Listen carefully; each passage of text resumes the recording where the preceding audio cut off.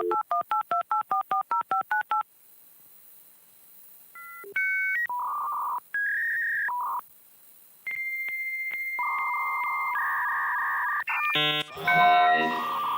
four, three, two, one.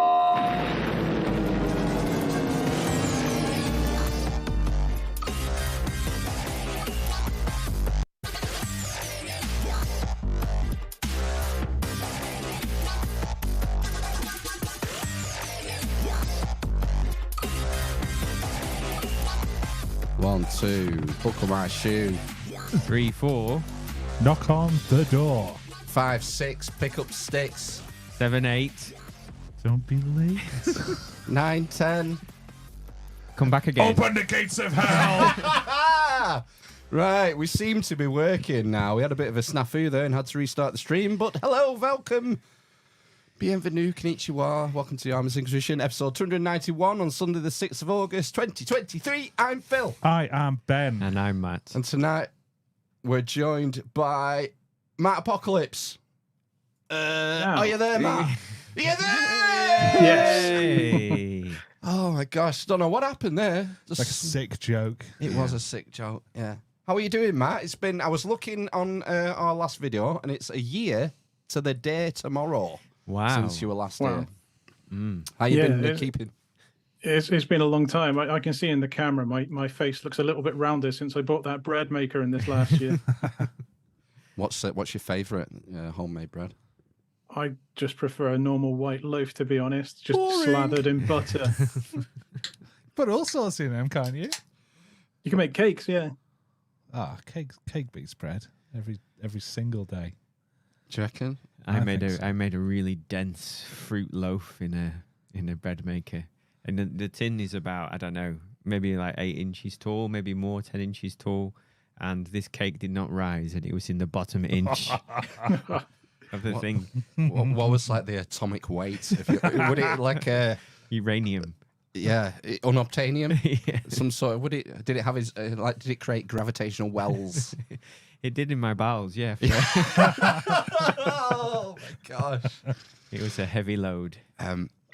Right. Now, enough of cake talk, Matt, because we've got serious business to talk about. We want to talk about your latest research. Last time we spoke, we were talking about Atlantis and your sort of bathymetry resources. The bathymetry is that under the ocean mapping of the sea floor in it, and you were finding some weird shit around the Azores and linking it to Atlantis. What have you been looking at in the meantime since last year? Well, I think when we last talked, I spoke about a geometric link between the Rickau structure, what I'm calling Atlantis in the Azores, and Avebury, and a number of other sites. And now I'd like to attempt to explain why these locations are where they are and how they could have actually very accurately mapped those places and then went further on later in time to map the rest of the world. I think probably a good place to start would just be to use a more up-to-date example of how ancient people were able to do similar things in the past. So if we look at ancient Greece, for example, really starting in the Archaic period, so shortly after the Dark Ages came to an end in ancient Greece, there was a sort of resurgence in science and philosophy and astronomy and mathematics. And over a very short period of time, about 400 years, the ancient Greeks, they managed to establish a very accurate way of measuring the planet and trying to measure the distance to the moon and to the sun. There's this myth that people used to think the world was flat, but sort of 300 years before the time of Christ, people had already accurately measured the size of the world and come to the conclusion that the sun was at the center of the solar system. So the ancient Greeks, they didn't have advanced electronics. They didn't have any telescopes. They only had things called gnomons and sundials. So a gnomon is basically just a stick, a vertical stick you put in the earth. And from that, you can measure the length of shadows, and you can measure a whole bunch of different features about the solar system and the Earth. With a stick? With a stick, yeah. That's all you How, need. how big is the stick? Does it matter? all that money they spent on telescopes, space telescopes and particle accelerators, and all you need is a big stick. Well, the bigger the stick, the more accurate the measurement. So size does matter, I'm afraid. All right, okay. Thankfully, my wife doesn't say that. This is why I'm going to donate my body to medical science. Why? Because you're so tiny. A tiny stick. Yeah. Right, so just with a stick, you can measure the solar system. This doesn't make any sense to me whatsoever, but I'm rather smooth-brained. Well, I'll see if I can share some slides. Oh, we'll try. Who knows what might happen when we do this? We'll have a we go. might be restarting again if this goes wrong. Go for it, Matt. Try sharing your screen and we'll see what happens. Might just take Any luck? yeah, just leave it. Let me try. I'll try this. Capture method, Windows 10. Oh, look at this. Pythagoras. I just need to enhance, rotate, magnify, increase girth. Where is it? Pythagoras of Samos. Is this the Pythagoras? That was in the intro, my little intro video. He was a big fan of triangles and shit, weren't he? Yeah. Basically, Pythagoras, he's famous for his theorem. I've shown here graphically what Pythagoras' theorem is, where he came to the conclusion, apparently. But we'll talk about where this really came from. But he came to the conclusion that the hypotenuse, which is represented by C, the square of the hypotenuse is equal to the square of the other two sides. So you can see that represented here graphically. So if you've got a 3, 4, 5 triangle, the area of A and B, when squared, is equal to the area of C, the hypotenuse. This is really at the root of all ancient astronomy, really, because you can use this to calculate distances, latitudes, and you can also use it for parallax, for also measuring distances to the moon, for example. Wow. The thing with Pythagoras is we all used to get told at school that Pythagoras came up with this. And we've come to the point now where I believe the consensus with historians now is that Pythagoras did not discover this. This was already known to the Babylonians thousands of years beforehand, and also the ancient Egyptians at a similar time. So because people don't really know about Pythagoras, and a lot of historical accounts are contradicting each other, it's likely Pythagoras, when he traveled to Egypt, when he came back to Greece, he introduced this to the ancient Greeks after the Dark Ages. So the Greeks probably knew this as well before the Dark Ages, but he just reintroduced it once more. And if you look into the work of people like Howard Crowhurst and the Heath brothers, they've got evidence to suggest that this knowledge was known even before the Egyptians and before the Babylonians, really at the start of the Neolithic, because of the way certain monuments are aligned in places like Britain and northern France. Right. So Karnak is the one in France, isn't it? The famous site. Karnak's probably the most famous, but there's a number of other sites. I really want to go to the Breton region of France, because Breton, they're basically their ancestors are the same ancestors of the Cornish and the Welsh. So the people that built the monuments in Breton were basically the same people that built, I should say, the pre-Celtic ancestors of the Welsh and the Cornish. I was going to say Celtic. But no, before that. Yeah, pre-Celtic, yeah.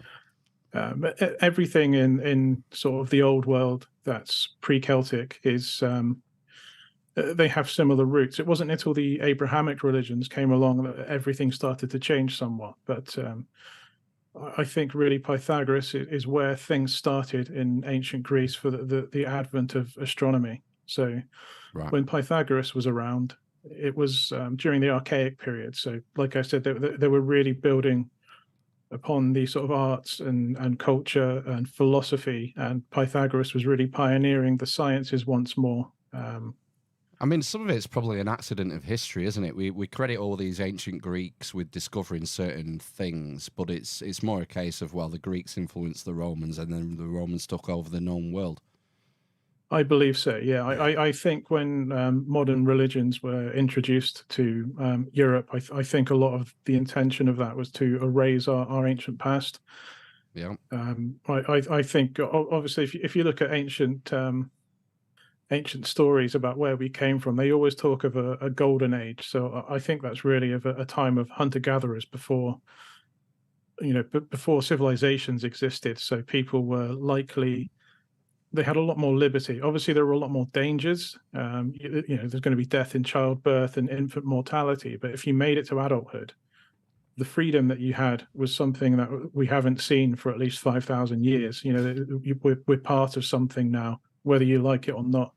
And you have to obey the rules. And you didn't have to 5,000, 6,000 years ago.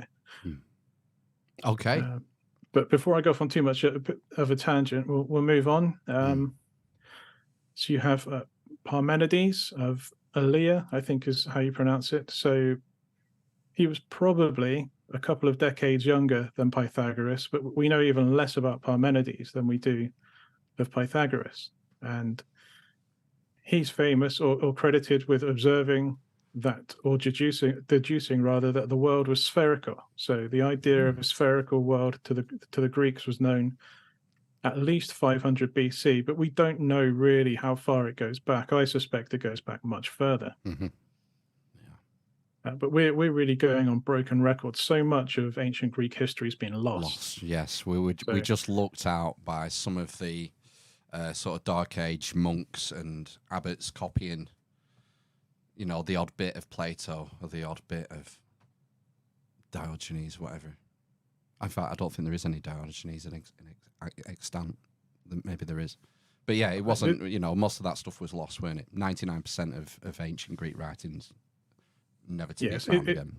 It's really unfortunate because what we have found has been so impressive. Every time we find something or decode things, often historians are like, wow, they were far more advanced than we first gave them credit for. If you look at people, who was it that invented the Antikythera mechanism? That was the one who shouted out Eureka. I can't remember his name. Archimedes. Archimedes, that's the one. Yeah, he was building advanced geared mechanisms, and people said that was impossible. There's still a handful of historians that claim it wasn't true. But the consensus is now that Archimedes was the first person to pioneer these sort of geared mechanisms and invent all these things like uphill pumps. The Archimedes screw pump. Yeah. So all this lost information we're just scraping the surface of what was known to the ancient Greeks. Cool. Okay, so I can't say anything more useful about Parmenides. Like I said, not much is known about him, but his is the first record of the Greeks acknowledging the spherical Earth. Right. Ooh. So now we come to Timocharis. So this is nearly 200 years later. Timocharis was a philosopher and astronomer, and he famously worked with a dedicated astronomer. So this other astronomer had no background in philosophy. He only worked on astronomy. So this other guy was called Aristylus, not to be confused with Harry Styles. But they were the first to create a dedicated star catalogue. So they started to catalogue the stars as a full-time occupation, so that future people could use them for further education and use them for reference later in the future. So if we look at another guy called Aristarchus of Samos, again, he's famous for a number of things, but as far as the astronomy is concerned, he's most famous for the heliocentric model of the solar system. So he established that the sun was at the center of the solar system and that the planets rotated about the sun. Yeah, because obviously, there's another famous guy who was ostracized because of that. But where's that? Do you know where that information comes from? Well, like I said, a lot of these facts were passed down to us through historians in sort of snippets of information. So a lot of the original work is lost. But we know that people had deduced this from observations. Yeah. I think some of these, if you start to understand Euclidean geometry, so Euclidean geometry was sort of invented around this kind of time. You would understand from tracking the movements of certain bodies. You'd only be able to come to the conclusion that they were moving around the sun just by charting their progress over a number of years. Right. With a stick. With a stick, yeah. A stick. Yeah, don't forget the stick. So Eratosthenes, he's probably my favorite. He's the original beta male. He got the derogatory nickname of Beta because, Eratosthenes, he was made the head of the Library of Alexandria by the Ptolemy of the time. Wow. And he was into everything, any kind of academic subject, he was into it. And he was always known as the second best person in the world at that subject. And he was given the derogatory term Beta, and I would be proud to be called Beta in that context, to be the second best person in the world at every discipline. That's some achievement, especially for a librarian. He didn't burn it down, did he? They called him names one too many times, and no, that's not what happened. Oh, good. But, We've got a lot of numbers on this one. So Eratosthenes, among a lot of other things, he was famous for measuring the size of the planet. He measured the circumference of the entire world. Wow. And he did that by waiting for the sun to reach culmination above a well at Aswan. So what I mean by culmination is when the sun is at its highest in the day, which is high noon. And that's always perfectly due south. Well, where Aswan is, back in 200 BC, the Tropic of Cancer was further north because the obliquity of the Earth changes over 41,000 years. And about 10 kilometers south of Aswan is where the Tropic of Cancer was. So Eratosthenes, he waited until the summer solstice when the sun was directly above the well at Aswan. And because there's no shadow when the sun is in that position during the summer solstice, all he had to do was measure the angle of a vertical pole placed at Alexandria. That angle gives you the angular arc distance between Alexandria and Aswan. You simply multiply the distance between those two cities by the number of times it goes around the globe, and you've got the size of the Earth. And he got it within about 200 kilometers of our modern measurement of the Earth. Wow. So about 200 years before the time of Christ, academics knew pretty much exactly how big the world was. There was a critical piece of information that he needed, and he needed the actual ground distance between Aswan and Alexandria.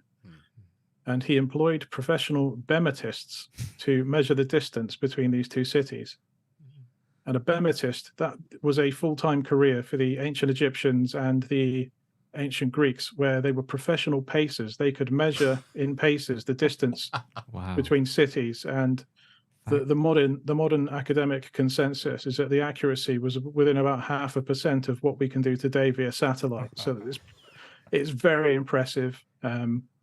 It really is, a full-time profession. Not everybody could do that job. I'm sure a lot of training goes into it. You think you're just walking, but you have to count paces and mark them down and keep a record of this, and you add them up when you get to the other end.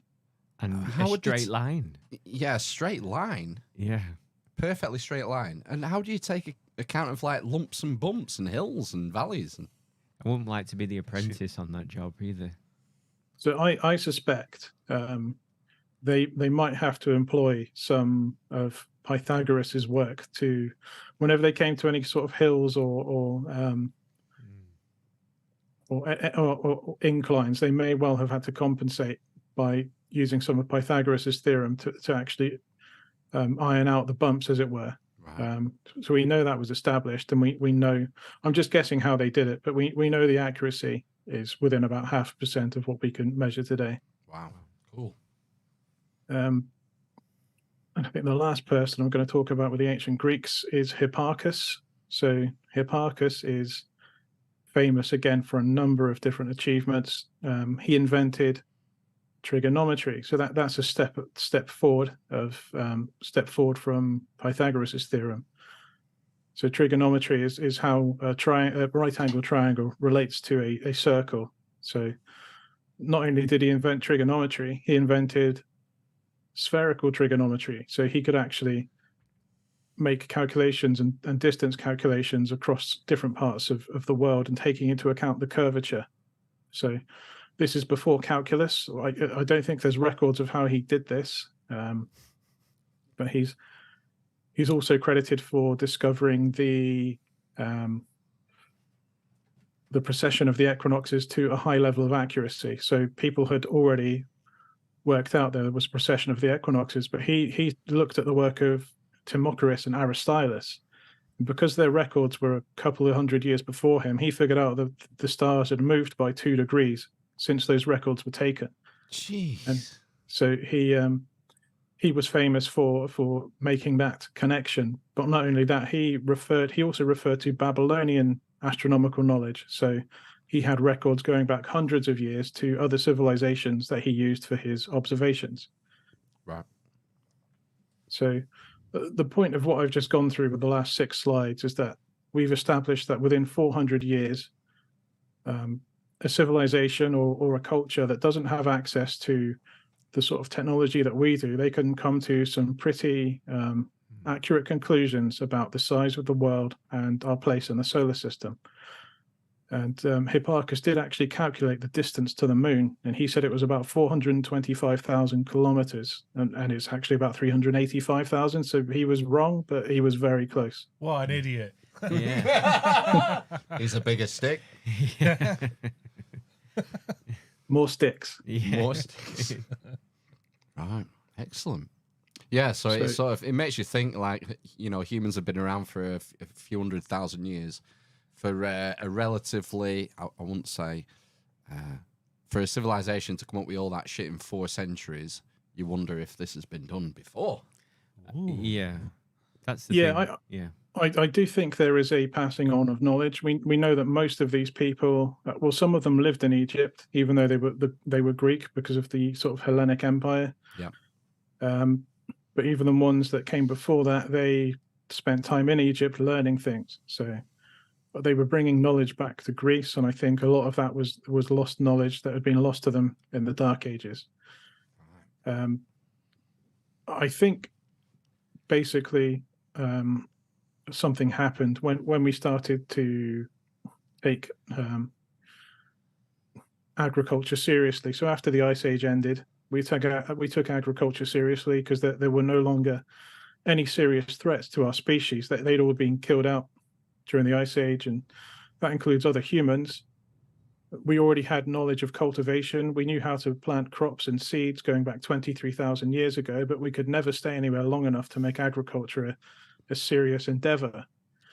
And once we undertook agriculture, something called sedentism took place, where people had to stay in one place for long spans of time to maintain their crops. But during the Ice Age, our species was much more migratory. And I believe we needed some of this knowledge to migrate. And once sedentism took over, I think it became lost knowledge. It was no longer important. And there was a resurgence in this kind of information when civilization took off, because for bureaucratic reasons, for reasons of land surveying, for reasons of conquest, it then became important again to learn how to navigate. Right. Okay, so if we go on to the sites, I've probably discussed most of these in the previous podcast. A number of people over the last 100 years or so have noted that there are a bunch of very important sites on intervals of sevenths of latitude from the equator. So I'd say Avebury is probably the most important because it's the biggest stone circle in the world, and it's the most accurately placed. It's placed exactly on the 4/7 line of latitude. Right. Mm-hmm. So Avebury is the biggest. Almendris Cromlech is a similar site to Avebury. It's like the Portuguese version of Avebury, and it's the biggest group of standing stones in the whole Iberian Peninsula. I know there's bigger megalithic sites, but I don't think there's a site that's as big that has so many standing stones on one circle, as it were. Right. So again, that's the biggest in that part of the world. Avebury is the biggest in the world. Karnak in Egypt is the biggest temple complex in ancient Egypt. I don't think Delphi is noted for being the biggest of anything, but it was home to the Omphalos stone, which represented the center of the world to the ancient Greeks. I mean, it's fair to, you could call it the most important sacred site for ancient Greece, arguably, couldn't you? I think there's a number of reasons to suggest that, especially with the oracle. What looks to be, I mean, there looks to be things at Delphi that are older than when they first appear. This Cyclopean architecture at Delphi, I don't think that can be very accurately dated. Often temples are built upon the sites of older temples at Delphi. Exactly, yeah. I think the most. Sorry, I was just going to ask. I wonder where. Oh my gosh, Baalbek is on this map. If there's any Baalbek shit going on. Baalbek is probably in between the 2/7 and 3/7 line of latitude. Right. That's not to say it's not important. I've not really spent a great deal of time looking into that at the moment. I've just been focusing on the sites at 7th. Yeah, no, and a few other ones that line up via great circles.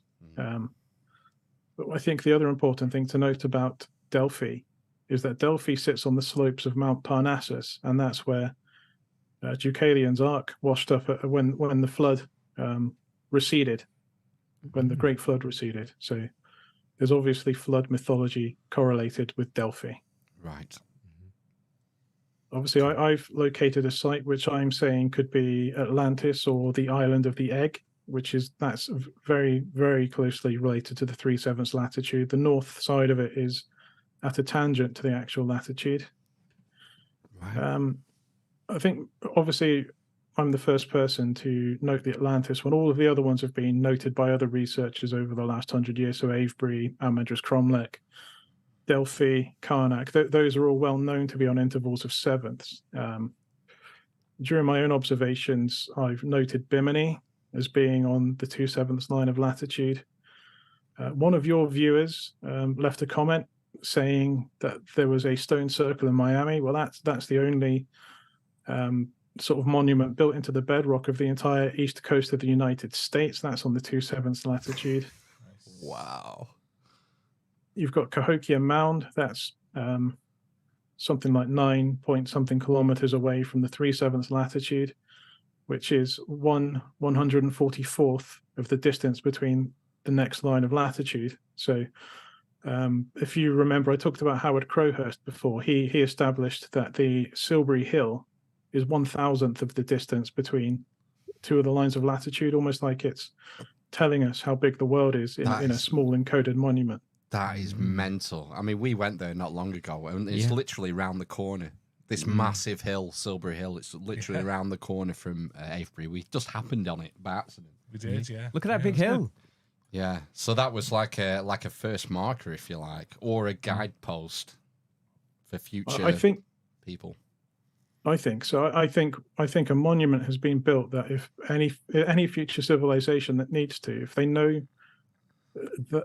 some basic knowledge, whatever unit of measurement that they've come up with in the future, they can just multiply that by 28,000, and it's like it's a time capsule. Mm-hmm. Here is this giant fucking stone circle, the biggest you will ever see, and a certain distance away is a ginormous hill, which is obviously man-made. Have a think about this, chaps. It might be useful information. Yeah, I do agree with the dates of when Avebury was built, but I think there was something there before, a long time before. So Cahokia, I think the Monk's Mound in particular at Cahokia, so that's the biggest mound, I think, in the Americas. That one is 144th between the 3/7 and 4/7 line of latitude. So I think Monk's Mound might be playing a very similar role to Silbury Hill. Wow. And then there's something in Kentucky, which I think could be the biggest mound in the ancient world, if it is what I think it is. So it looks like a modified ridge, maybe a glacial ridge. And that looks like it's been, part of the ridge has been cut out to form a gigantic mound, which is about 1 kilometer in diameter. And that's also on the 3/7 line of latitude. Wow. So these are the sites that I've mostly been focusing on. Cool. I've obviously shown you guys this before. And basically, Avebury and the Rickett structure are the same distance apart as the diameter of the moon. It's out by 10 kilometers. So the moon is 3,474, but it's pretty accurate as far as I'm concerned. The location I found in the Azores is equidistant from Avebury and the Rickett structure at a distance of 23.25 degrees of arc. Matt, if you flip the triangle, where does that place Atlantis? What do you mean flip the triangle? Oh, it puts it on the North African coast. Is there any... Carthage? Oh, no, it's not Carthage. It's further west. I don't know. Who knows? Who knows? I've not found anything there, but there's a lot of desert there. Could be an old Phoenician city there, settlement, maybe. Who knows? I suspect there was a lot going on the coast of North Africa when it was a bit more fertile. Yeah, absolutely. Yeah, this is fucking mind-blowing. The moon thing just blows my mind. It can't be a coincidence, man. 10 kilometers? It's weird, isn't it? Anyway, it's really close, and the distance between my Atlantis site and Avebury and the Rickett, they're basically the same, plus or minus about 10 kilometers or so. It's very, very close. Doesn't the Earth bulge as well? There's changes. So like the central distance between the poles changes over a certain amount of years. It does. Would that 10 kilometers could easily change within a little bit of bulge? But they might not have known about the bulge. I'm not sure they had the technology to figure that out until a bit later on, because I believe these sites were placed around about 20,000 years ago. So that might have been a little bit out of their league at that point, and they might have had to have jumped to the conclusion that the world was a perfect sphere. Right. That's probably the only shape they could have worked with. I've had lots of people comment on my previous theory, so I've basically said that I think this is a giant observatory. So you can take simultaneous measurements of the skies at these three places, and you can chart the heavens and the movements of the moon, and measure parallax distances to the moon, measure parallax distances to the sun, and it's a useful observation tool for looking at the skies. I think the Rickett was the first place to be inhabited, and I think people had made some very important observations while they're there. I won't go into that right now. I might talk about that in the timeline if we've got time tonight. Okay. But the Rickett structure, the really important thing about it in terms of the placement in this observatory is that it lies to the south of the Tropic of Cancer. If you remember, I spoke about Eratosthenes earlier. I'll go back to his slide. I was saying about how the sun was directly above the well at Aswan during the summer solstice. Well, anywhere between the Tropic of Cancer and the Tropic of Capricorn, there'll be at least one day, but probably 2 days a year, where the sun will be directly over that point, where there'll be no shadow. So I think it's about 60 at today's tilt. So the Earth's angle of tilt today is 23.44 degrees. And 67 days before the summer solstice and 67 days after the summer solstice, the sun at culmination will be directly above the Rickett structure. So there will be no shadow. Okay. And what that means is you can measure people in the ancient world using sticks, like Eratosthenes did, can measure the distance between the Rickett structure and Avebury, and measure the distance between the Rickett structure and Atlantis.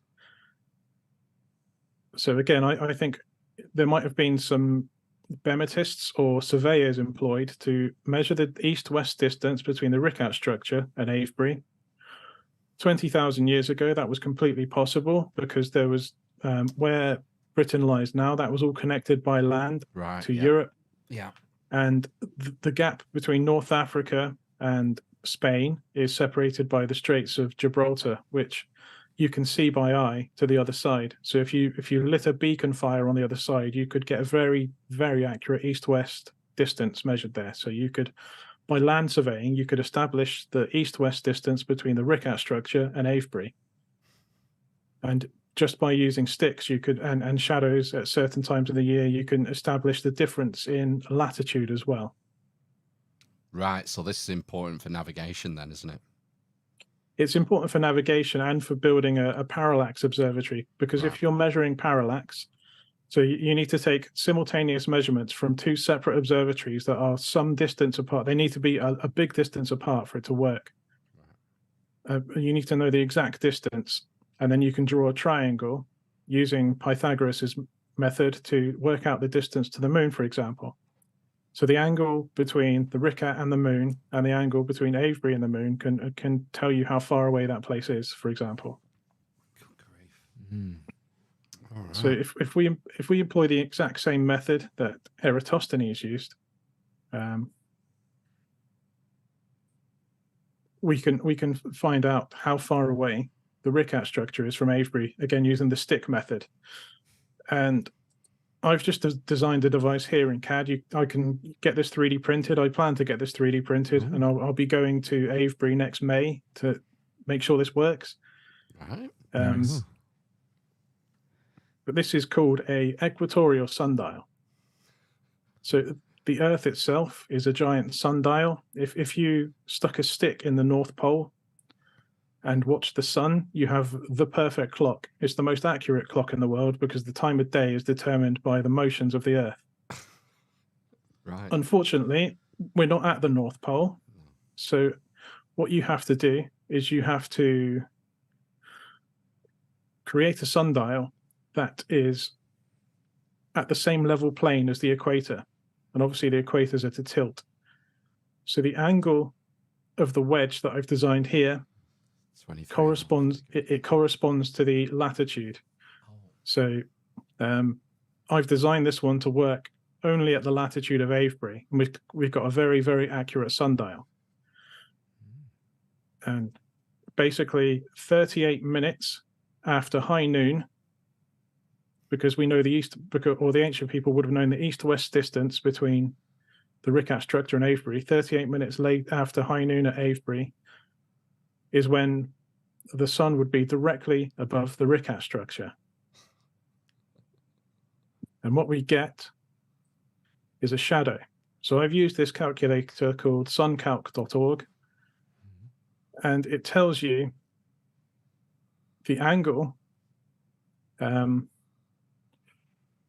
to the sun from the ground, basically, or you can work that out from a shadow length. So it says shadow length, and I've used the tallest object you can put in there. So I've chosen a stick of 99 meters tall just to get the most accurate information. It gives us a shadow length of 59.9 meters, which gives us this triangle. So if the ancient people had already established the size of the world by measuring the distance between Avebury and the next line of latitude, so that's what we talked about in the last podcast. With our modern units, we get 40,007 kilometers, 0.863, so a little bit more.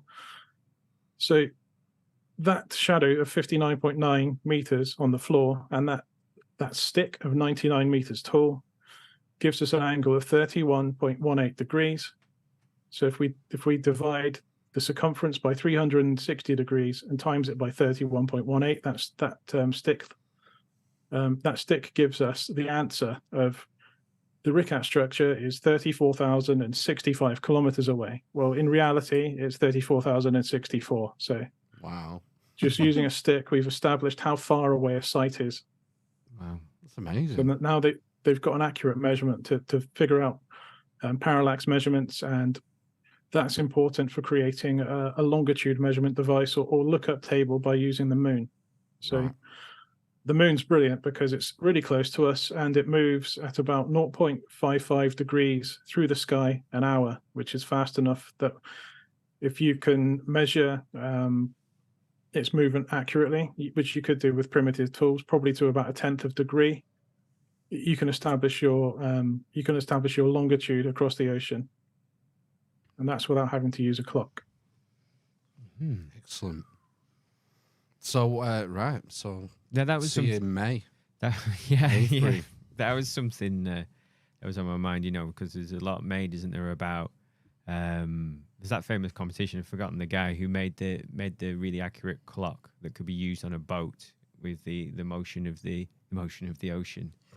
And longitude being a real tough thing to crack. But it seems perhaps they should have just used a stick. You couldn't get away with just using a stick at sea because it's hard to know your relative position. But I think the guy who invented the chronometer was ripped off because he didn't win the £1 million prize. He got a prize, but it wasn't the full prize. I think they said something like, "We asked you to solve longitude, and this is a roundabout way of getting there, and Right. it works, but it's not as good as we wanted," kind of thing. I thought, well, what more? It's one of those things, isn't it? You can't win. Interestingly, Christopher Wren, when he was in the Royal Society, his main goal he was trying to use the moon to solve longitude. As a side note. Right, okay. Didn't manage. But I think he was on the right lines, maybe. Yeah.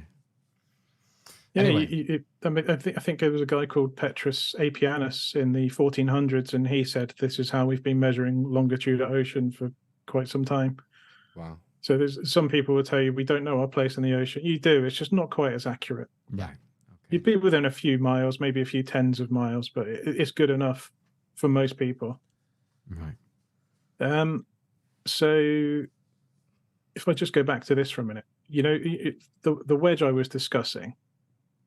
What's interesting is at the latitude of Atlantis, if you placed the Great Pyramid on Atlantis and stuck a stick, a gnomon, through it, you could use the north face of the Great Pyramid as a sundial. It happens to be that exact angle. Oh, right. Yeah. 41 point something degrees, was it? It's 51.84. 51. So it's about 0.4 of a degree out from what it needs to be, but 0.4 of a degree is more than accurate enough to get an accurate reading on that kind of sundial. Even though it is 8-sided, though, isn't it? It's 8-sided under very specific conditions during the equinoxes, but for all intents and purposes, I'd call it a 4-sided shape. Yeah. Okay. So when you're shoving a stick in the pyramid, then, Matt? It's at the wrong latitude, so there's no point. Oh, we'll just move it. Yeah. Yeah, we could. It might take a few decades. Then you just take off and move around when you want.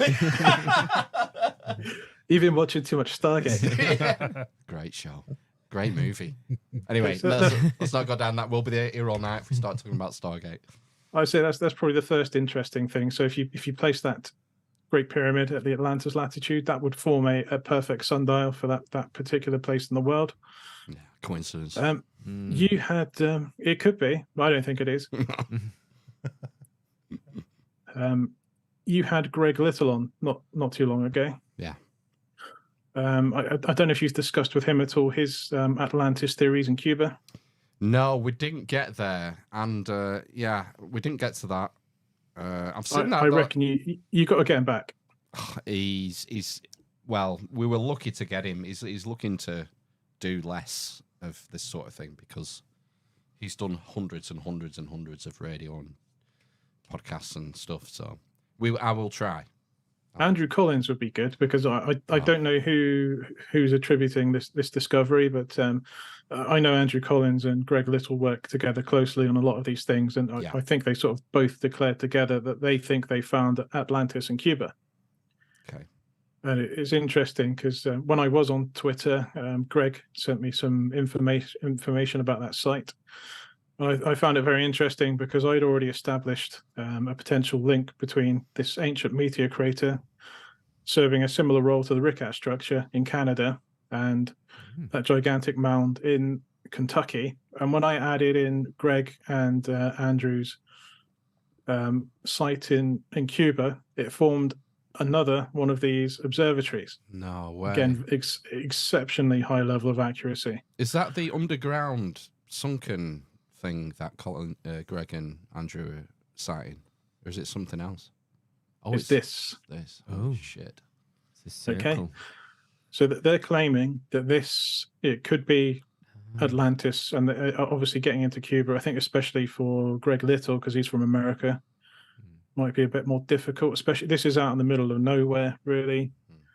It's just like mangroves, and it's similar to the Everglades to the north, I believe. Right. There's not a lot going on there. And if you were an American tourist out in the middle of nowhere in Cuba, I'd imagine it might look a bit suspicious. One of the reasons they're saying this could be Atlantis is because there's an abundance of straight canals all over this area. I believe Dr. Little said these were used by the Taino people. So the Tainos were the Native Americans who inhabited the Bahamas and Cuba. Right. But there's loads of these canals all over the place. And Dr. Little believes they're old because of the claims made by the Taino. Okay. Cool. But the reason I think it's important is because if you note that yellow line there, that's the Tropic of Cancer at its lowest latitude. So the Tropic of Cancer moves as the tilt of the Earth changes over 41,000 years. And the Tropic of Cancer is at its lowest is 22.1 degrees. Well, that 22.1 degrees happens to coincide with their claimed site for Atlantis. And that's important because you remember that the sun has to be within the tropics to be able to use this place as an observatory. Yeah. Again, another coincidence. Strange.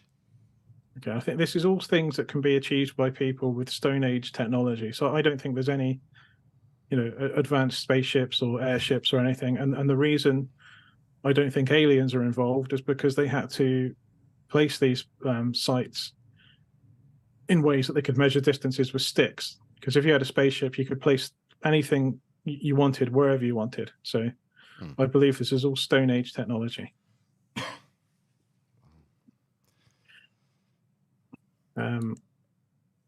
But if we want to look in, if we got time, we can very briefly go over the timeline, if you want, of what I think has happened over the last 42,000 years.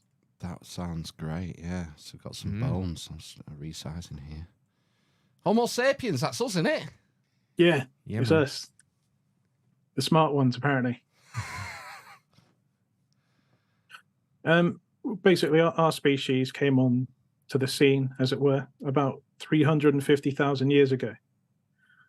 And in that time, we were just one of 12 other species that used to occupy the planet. And it looks like that's probably going to increase as more finds are made, particularly in Africa. I think there were a lot of different humans or Homo species around at the same time that we were. Wow. So all these 12 were around at the same time.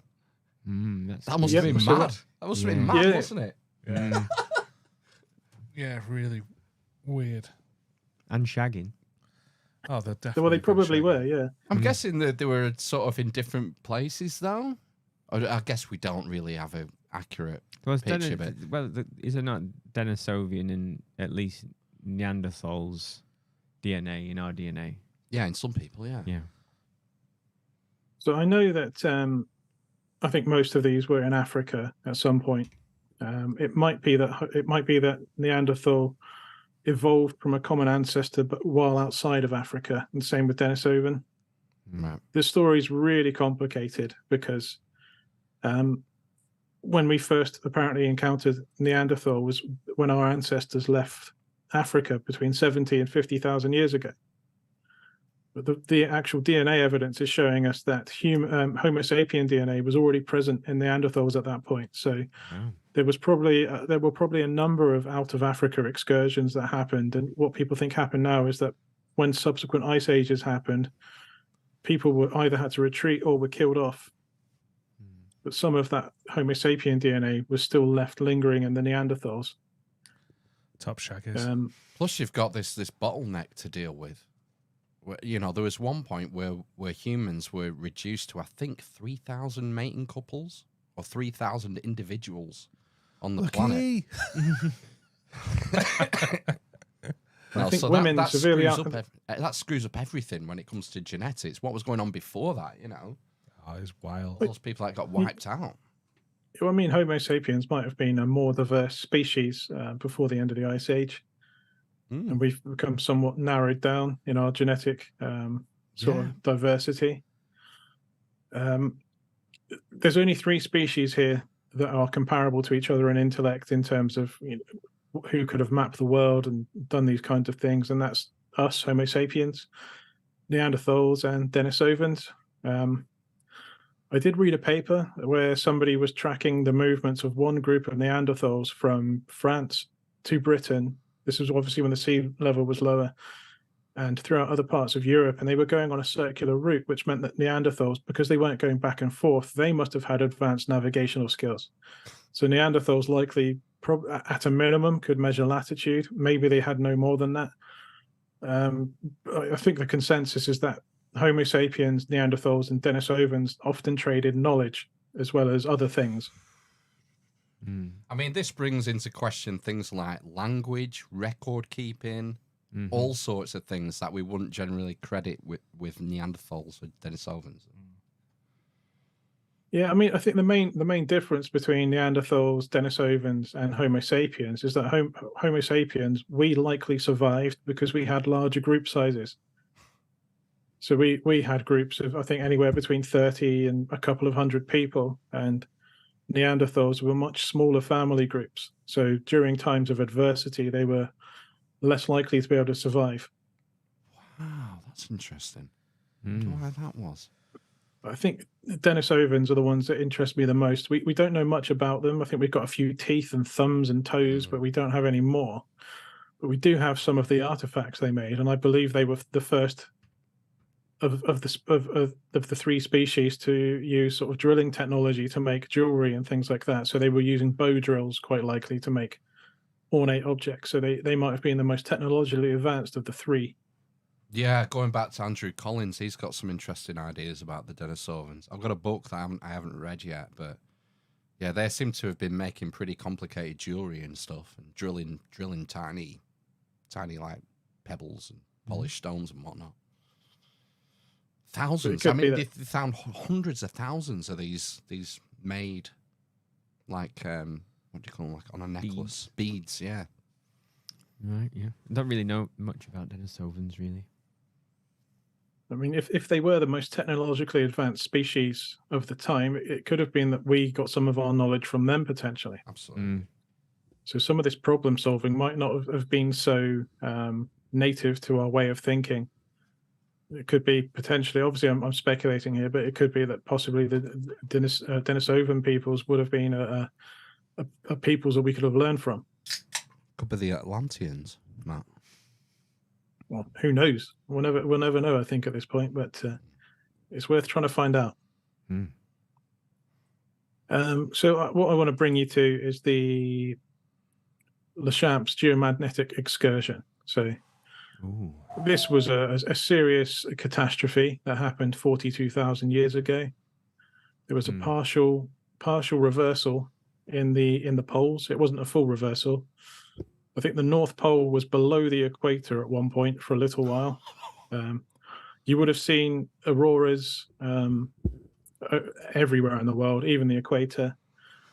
At its lowest, our magnetic field strength was 5% of what it is today. So you couldn't go outside without serious protection. And you were, I'd imagine after a few weeks or months or a couple of years, you're going to start getting cataracts and skin cancers and all kinds of things. This because the magnetic field is like a shield for radiation, is it, from the sun? UV. Yeah, it shields us from UV and other radiation as well. It's like when they were talking in Australia about the hole in the ozone layer. Do you remember on Blue Peter 30 years ago? Yeah. Similar deal, but everywhere on the planet. The sun is a deadly laser. Don't make me play it. To find it now. So basically, people, the term caveman is a bit we talk about our ancient ancestors being cave people. Well, that was a necessity that happened 42,000 years ago. Before that, people didn't live in caves before that. You wouldn't want to live in caves. They're damp. They've got mold. Other creatures try and take shelter in caves. You get poisonous insects in caves. So moving into a cave became a necessity. People probably likely went out to hunt during dusk and dawn, which presents its own hazards. It seems that this time was when the Neanderthals got wiped out. So I think there was competition for caves. We had bigger group sizes, and the Neanderthals either couldn't compete, or maybe there were less of them and they just got absorbed into our species. Your name's not down, you're not coming in. Yeah, it's sort of survival of the fittest. My opinion is that our ancestors cooperated when they could, and when things were tough, I'm sure they would turn on each other. Yeah, definitely.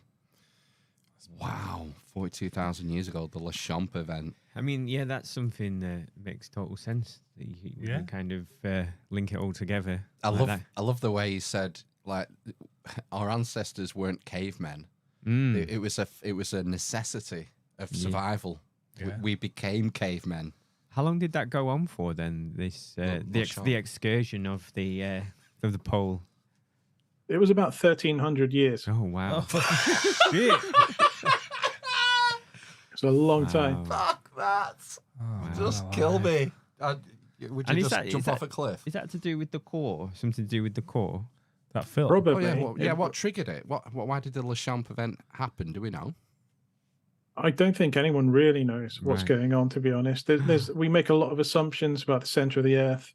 I've got my own theories about how there could be interactions from the sun, for example. I mean, you could talk about the core of the planet being a gigantic magnetic break, and if there's another interfering flux, it could throw the system off balance.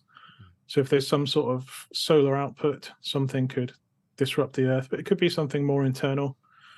It could be the movement of certain things within the core itself. We don't know, to be honest. I don't think anyone knows. I think we do have sort of timings of when it happens. It's supposed to be every sort of 12,000 years or so. Could it be human-induced climate change? Global climate warming change. That's the one. We'll get Jennifer Lopez on for that one. If you pay me enough, it can be climate change. That's fine. That's how climate science works, I believe. I believe so. It's Kind kind of of the day after tomorrow. it's kind of terrifying, isn't it? Domestication of wolves. Yeah. I missed that one. Well, this is something, I don't know if other people have correlated this or not, but these are just notes I've been taking. There's a thought that just suddenly, all of a sudden around the world, people suddenly started to do things. And before that, we were just a bunch of idiots. Yeah. So you start to see cave paintings 42,000 years ago, the domestication of wolves, musical instruments being made by Homo sapiens, and the earliest evidence of what historians are calling advanced deep-sea fishing technology. So that's probably using canoes without riggers and sails to fish for tuna. All of the evidence for this is found in caves, funnily enough.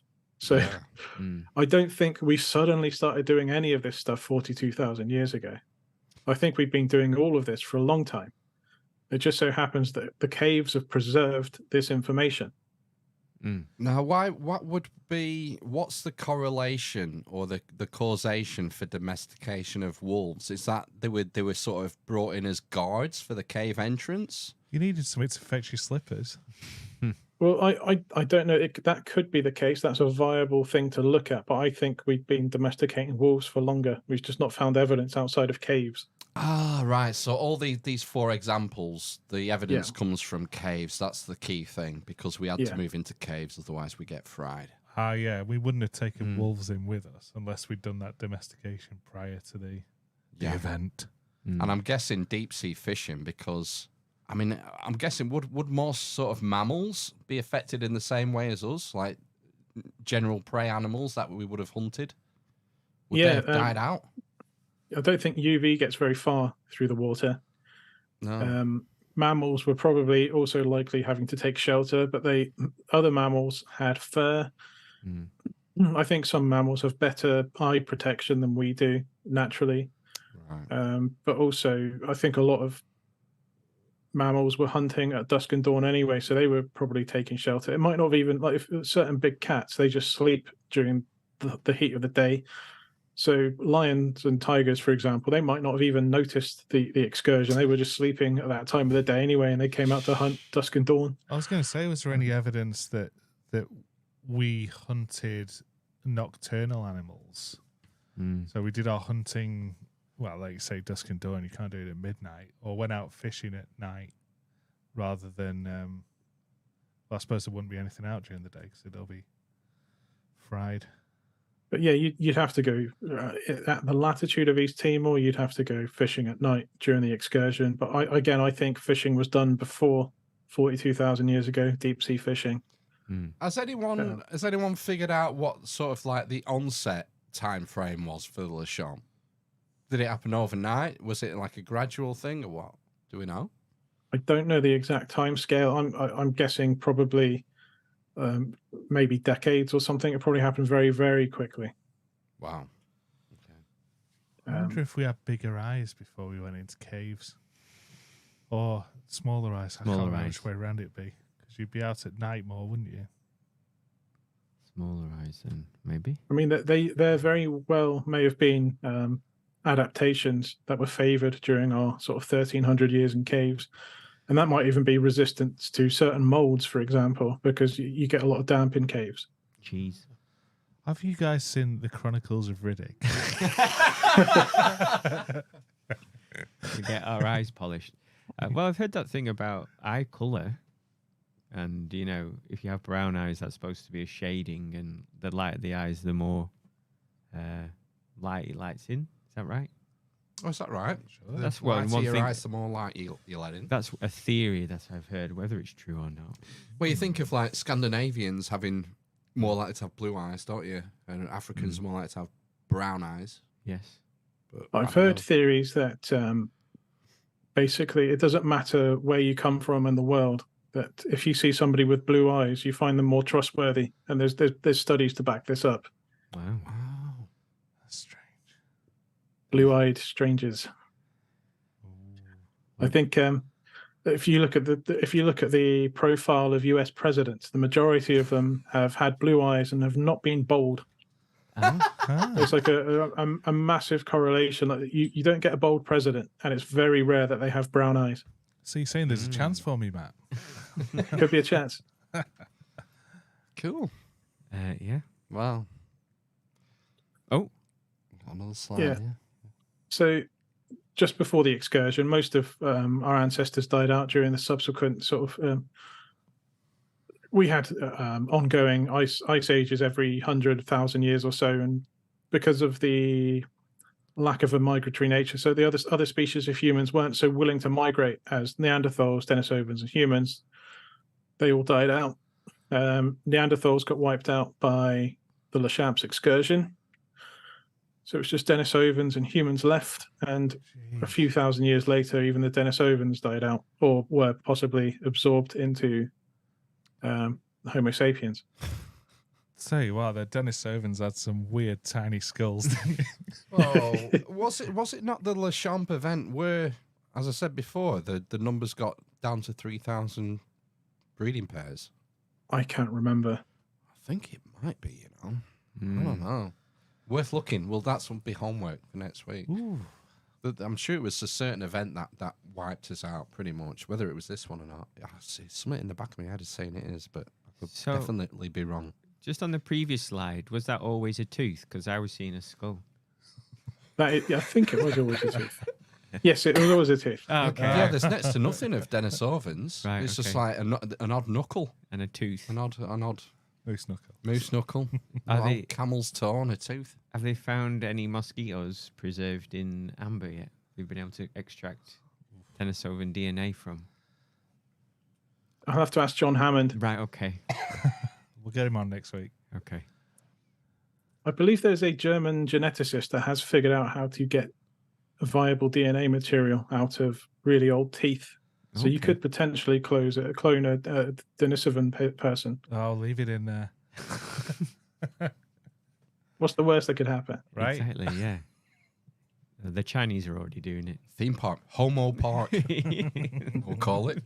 We'll get an island. Yes. Some people might get the wrong idea. Island Nubla. Homo Park. Here's the Denisovan expedition. We're going to feed them the goat now. Yes. That sounds kinky. All right, what's all this happening here? So obviously I left my homework late, so I didn't do all my slides in time. So I've just created a brief timeline of what I think happened for my so-called Atlantean timeline. Okay. I believe the Ricat structure is where things started. It's a natural fortress. There was an event called the Mousterian Pluvial that began 50,000 years ago and ended 30,000 years ago. So the North Africa, where the Sahara Desert is, would have been populated by humans and other animals that you would typically find further south, sub-Saharan Africa. Right. So there would have been plains and jungles and lots of water, lots of rivers, lots of rain. And the Ricat structure would have been a very favorable place to live. It's surrounded by vertical walls that would keep you safe from predators. It would be a natural place to herd animals. Right. You could keep them within that environment. I suspect because of the favorable living conditions, the people that lived at the Ricat structure, they likely had made observations over the years as they settled the place, as the ancient Greeks did and other cultures. And they probably made notes of the movements of the stars. And when the Laschamps excursion happened, they probably were able to stay there. There were probably caves within the local vicinity. Okay. But at some point, when the Mousterian Pluvial came to an end, the region started to become a desert once more. So they now had to find a way to leave. So I'm looking for an incentive. Why do these people need to leave their perfect environment? Well, it's turning back into the Sahara Desert. The circular structure of the Ricat would help making observations of the skies in the same way that stone circles do. So you could note that the precession of the equinoxes, you'd say, well, that star, our ancestors said that star used to rise behind that rock, but now it rises behind that rock. So you can start to make observations. Once it became desertified, they had to find somewhere else to live. I'm suggesting they didn't want to go back down to sub-Saharan Africa because they weren't able to find anywhere as favorable, naturally defensive, or a natural place to sort of corral livestock and cattle. They couldn't go further north because the Ice Age was really starting to kick in at this point in time. So they started to look towards the sea for islands to inhabit. We know at that point in time, like I said, 42,000 years ago, people were deep sea fishing. These people, this is almost 20,000 or 15, 16,000 years later, they were probably also capable of, at least coastal navigation. Why not explore the oceans? The safest way to do that would be to explore one latitude as far as you can until you find something. Yeah. And keep going. I've explored this latitude, no islands. We'll go further north. We'll go further out to the Atlantic and keep doing this over and over again. I think these people likely came across islands like Madeira, for example, and they were able to use these as stepping stones to go further out into the Atlantic until they eventually found the Azores Plateau, which is where I'm saying Atlantis was. All right. Yeah. When the last glacial maximum sort of came to a peak, you could walk between where Avebury is and the next line of latitude. So that would have been the first required set of measurements to be taken to actually measure the size of the world accurately. So I showed that in the previous podcast. That's right. But if anyone wants to see this in detail, look up episodes 8, 9, and 10 on my channel, and I go into this in great detail, where I demonstrate how you could measure the size of the world by walking in a true south line between Avebury and the next line of latitude. So that gives us a time frame for when all of this occurred, the placement of these of these observatories. The distance between Avebury and Atlantis and the Rickett structure and Atlantis is 23.25 degrees. I believe this was for astronomical observations. It's the same as the tilt of the Earth. So that gives us a more accurate date, because that's when the Earth, about 20,000 years ago, was when the Earth was tilted at that particular angle. So I think 20,000 years ago is about as accurate as I'm willing to go for the placement of these three observatories. I think probably by about 19,000 years ago, the sort of Atlantis Observatory is, well, I've noted it in the previous podcast, there's a set of concentric circles that are 5 kilometers in diameter. It ties up to Plato's diameter for Atlantis. 2 of the canals seem to match Plato's description for the canals. So that observatory was likely a city, almost like a small-scale monument to the Rickett structure. It's just on a much smaller scale. It was probably inhabited. They're now on an island. There's probably no megafauna. There's probably no threats to them. They've now got a few thousand years to sort of advance their knowledge. How far that went, I don't know. They could have entered the Mesolithic and Neolithic before the rest of the world, possibly thousands of years before the rest of the world. Yeah. Obviously, things start to change. 18,000 years ago, the world starts to warm slowly. It warms enough to cause a Heinrich event in 16,000 years ago. So effectively, lots of icebergs seem to be breaking away from glaciers in the North Atlantic, and the water in the North Atlantic got diluted at the surface, which caused the weather patterns to change effectively, so that the ocean currents changed. The Gulf Stream would have been watered down, and something happened. So that would have been bad news for the Azores, I guess, wouldn't it? Because that's right on the Gulf Stream, isn't it? Could have been bad news for the Azores. I don't know. I think the Gulf Stream was still probably providing a lot of hot water to that part of the world. It might have been more of a problem further north. It might have broken the global conveyor. So you've heard of the Gulf Stream. The Gulf Stream is just part of the global conveyor. So the Gulf Stream is part of a bigger global system that goes around the entire world, and it takes 1,000 years to go from one end to the other. So weather events and things that happened 1,000 years ago could be responsible for heat waves of today, for example. Really? Not my diesel van? Your diesel van probably be affecting the world in 1,000 years from now, maybe. Wow. No, it's more complicated than you get told. We keep getting told things happen on the year level or the decade level based on things we've done. That's not true. As far as, I don't know how much you want me to talk about this, because obviously I don't want your channel getting cancelled. It already has. Yeah, I'm not bothered about that. Basically, just don't say COVID vaccine. You already said it. Go on. Basically, we keep getting told we're doing things that affect the global climate on a very short scale. Don't think that's true. I do think our species has had an effect on the water cycle, and there might be changes in weather patterns because of that. So I'll give you an example. Britain used to be a giant forest. We've got rid of that forest.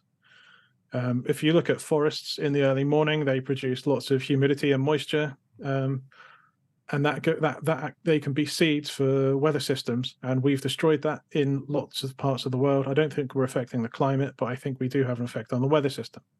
Right. Yeah, that makes sense.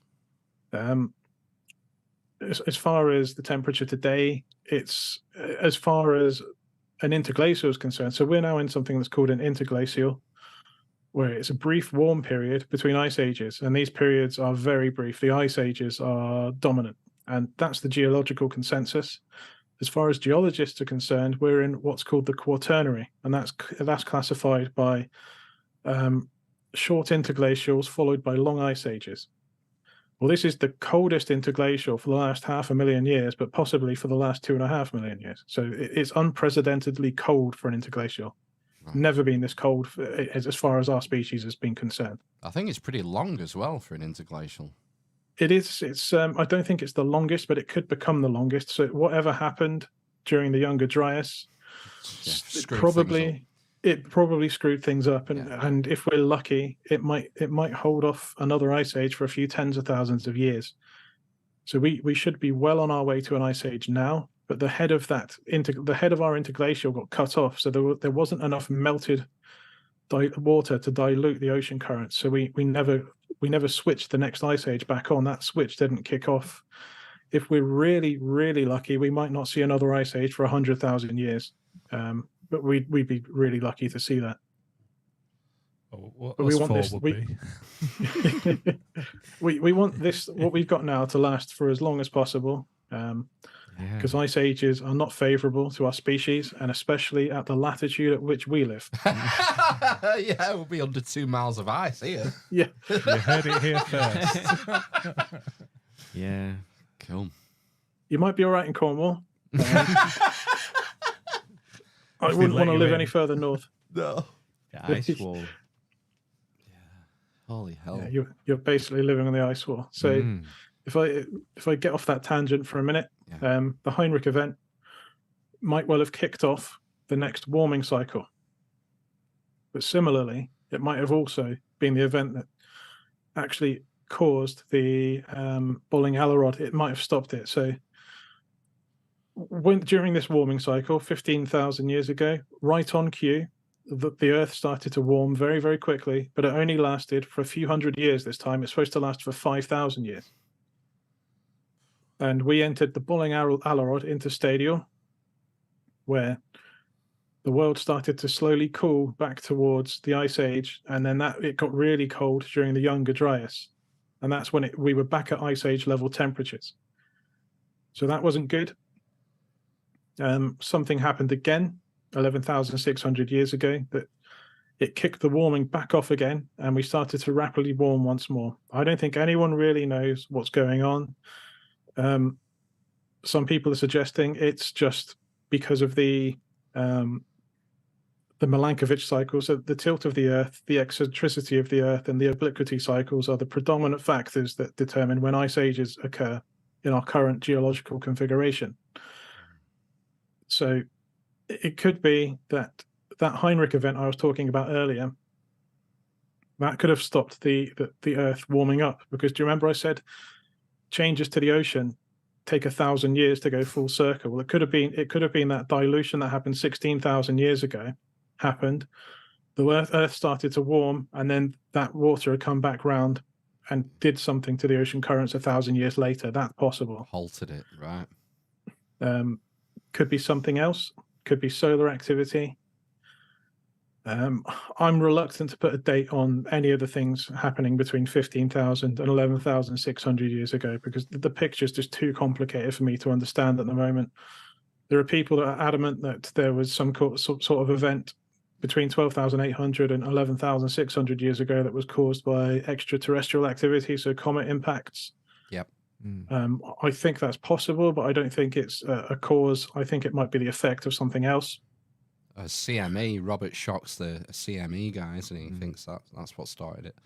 I think he's the closest, because I think a CME could have caused other things, because around about that time there was also something called the Gothenburg excursion about 12,000 years ago. So that was another magnetic excursion. Sounds lovely. And why are all these excursions? It's just chaos, man. It's absolute chaos. I know, yeah, it's terrifying, isn't it, is. really?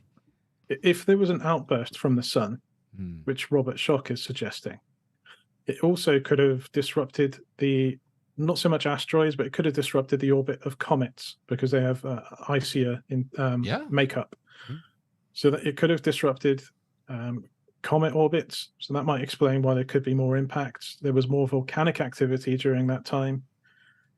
I know that there are people that are talking about the paradox that there wasn't enough energy for the ice to melt off North America at the rate it did. The thing about that, unfortunately, is if you look at how ocean levels have changed over the last 500,000 years, it melted as quickly as it ever did. So it wasn't unprecedented. The level of melting you saw in North America corresponded to the end of previous ice ages over the last 500,000 years. Right. I think a lot of things were happening, and I think if I had to put money on it, I'd say the sun was the root cause. Robert Schoch's claiming he's found evidence for this. I would suggest that the Gothenburg excursion, again, the magnetic poles tried to flip. It wasn't as bad as the Laschamps, but that's evidence. Again, I think that the sun could have done something, and I think comet impacts could be evidence for a solar outburst as well. Well, if we've learnt one thing tonight, it's that The sun is a deadly laser. You found it. yeah. Well, Matt, I mean, we've blown well over time. I don't want to feel like you've not said something or told us something that you wanted to. Is there any sort of final terrifying thoughts you want to leave? Get in the cave. In terms of terrifying thoughts, it could be that we're due for another excursion. We're starting to see the poles move again at a very, very quick rate. There are people suggesting that these events happen every 12-ish thousand years. So the Gothenburg happened 12-ish thousand years ago. So we're due for one now. I keep getting messages from people to watch someone called Suspicious Observers. Yeah. I've not had a chance to watch him yet, but I keep getting messages. Watch this guy. So maybe he's someone you should get on the show if you want to learn about scary things like that. Yeah, he might be a bit big for us. I could try. Yeah. But you had Nerdrotic on. You can get the big guys on. Did have Gary. Yeah. He was very nice and kind, though, wasn't he? He was. Maybe I'll try. I'll try Ben. I'll try and get Ben on. Yeah. Yeah. So, Wonderful. do you want to? Anything else you want to leave us with? Do you want to stop sharing screen? I'm trying to find the button. I found it. It's good. You can see my There face. you are. Oh. And what's happened? Is the power gone out The down there? darkness. The sun went down. Oh. Oh, we can go outside. Yeah. we can start hunting now, can't we? Yeah.